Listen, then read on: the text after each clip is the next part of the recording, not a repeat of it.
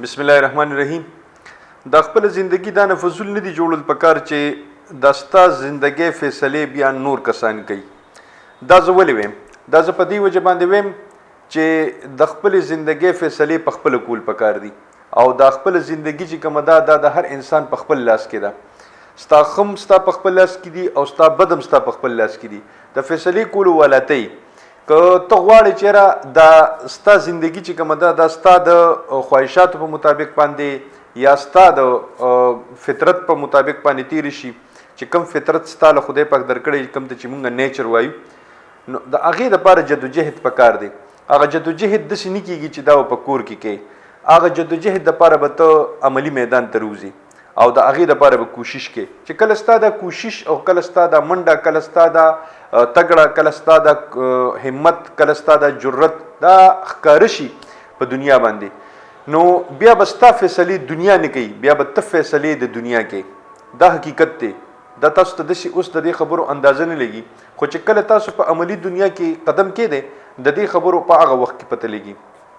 نو خپل زندگی دا نه فضول نه دي جوړول پکار چې ستا فیصلې نور کسان په خپل لاس کې واخلي. د دې لپاره عمدک خبره ده چې لکه چې مونږه کم یو کاروبار کو مونږه کم یو د تعلیم په میدان کې ځان دپاره څه شعبه خوښو دا ټول هر څه چې کم دي چې دا زمونږ په خپل لاس کې وي. دا چې کله زمانه دا اختیار بل کس واغستو نو بیا به زه د هغه په اختیار کې چلیږم.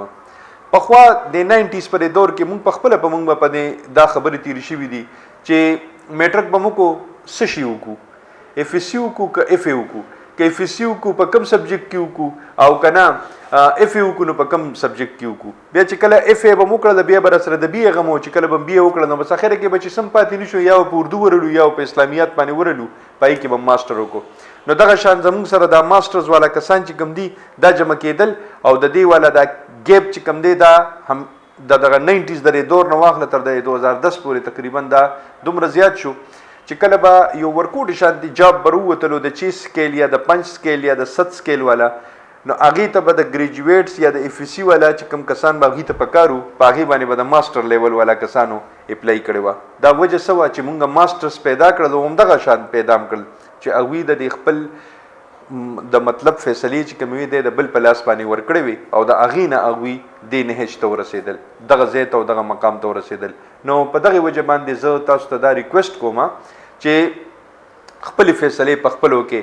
اوس خو نن سبا دا نه کلو میدانونه دي او د میډیا دور دی بس تاسو سبجیکټ ورکې تاسو خپله مسله ورکې که ګوګل ته ورکوئ که یوټیوب ته ورکوئ که همداسې چا سره شیر کوئ په زرګونو باندې لارې به تاسو ته راکولو شي خو خبره د عمل ده. خوشحال او بریالي اوسئ. نلوي الله په امان.